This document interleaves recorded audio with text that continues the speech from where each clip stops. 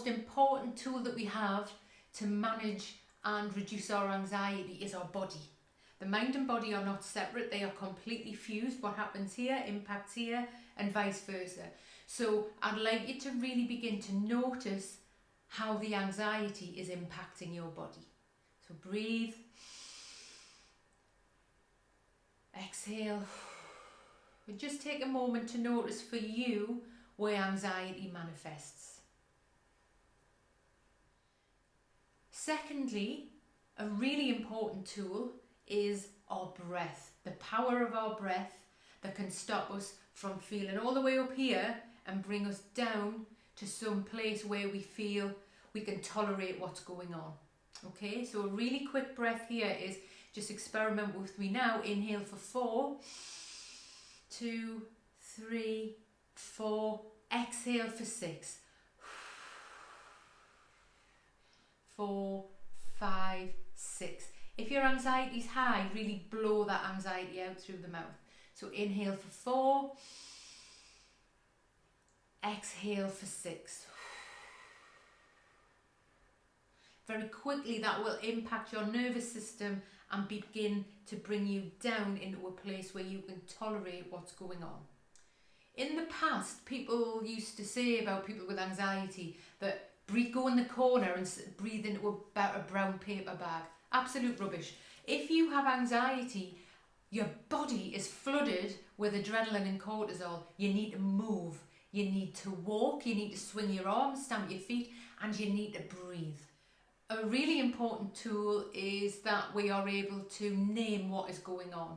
So when we are aware of these physical sensations, that we can say, okay, this is my anxiety. This is anxiety. So this really cuts out that there's something else going on. A lot of people are holding on to the fact that they think there's something else, or because my auntie wasn't very well years ago, or this happened to my uncle, I must have this. Everything with anxiety is triggered by something in the environment. So being able to name it, okay, so this breathing that's happening, my heart going, this is my anxiety right now. And then I need you to ask yourself, what is my fear? It'll come to you very quickly. What is my fear? What is the fear that is making me feel like this? In the past, primarily it may have been a predator, a dinosaur, or actually when we've been in a real life-threatening situation. However, the brain is reacting like that. However, it may be just that we've got a really bad boss, okay, or somebody's really not being okay with us at work, or we aren't being heard in the workplace. Something's not fair, okay? So really to acknowledge what is going on here and breathe.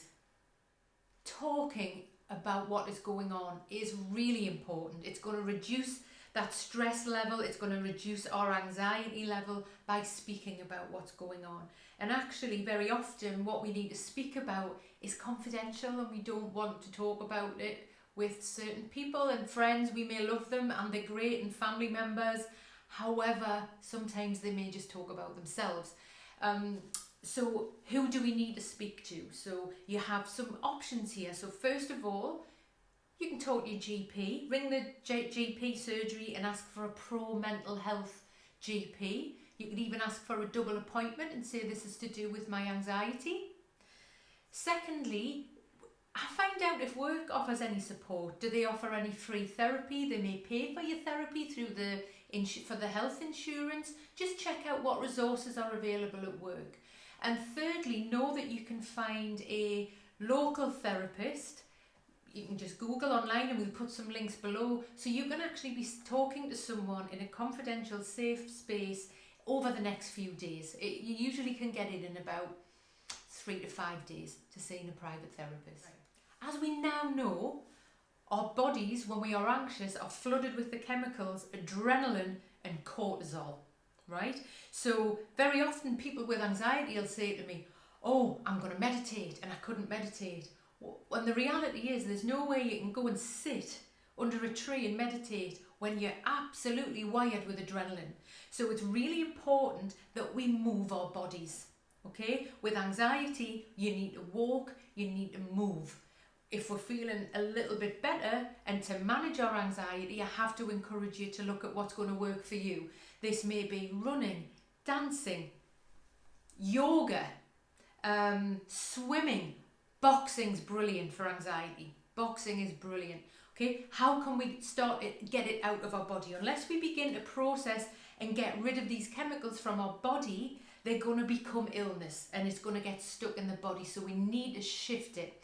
In the animal kingdom, when a prey animal, so say a horse, is startled, they will have a burst of adrenaline and cortisol and they will run like hell.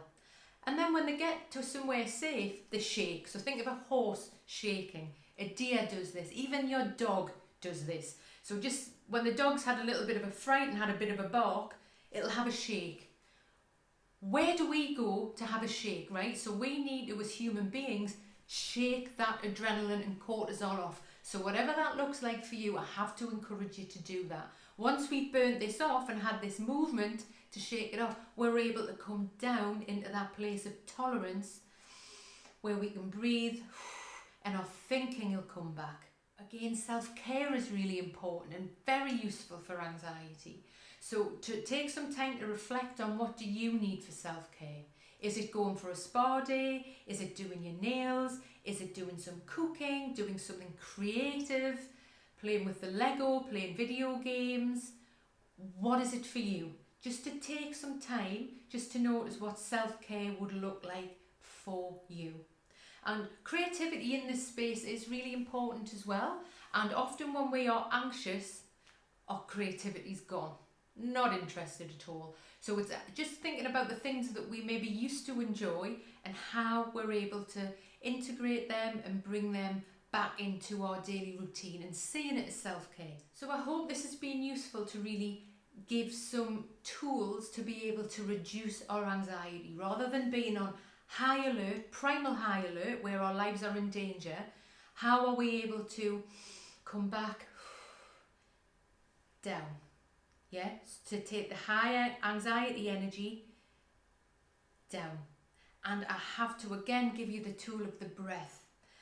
Purely the power of inhaling for 4 and exhaling for 6 is going to bring us down, and over a few minutes our thinking is going to come back, moving our body, noticing what's going on in our environment.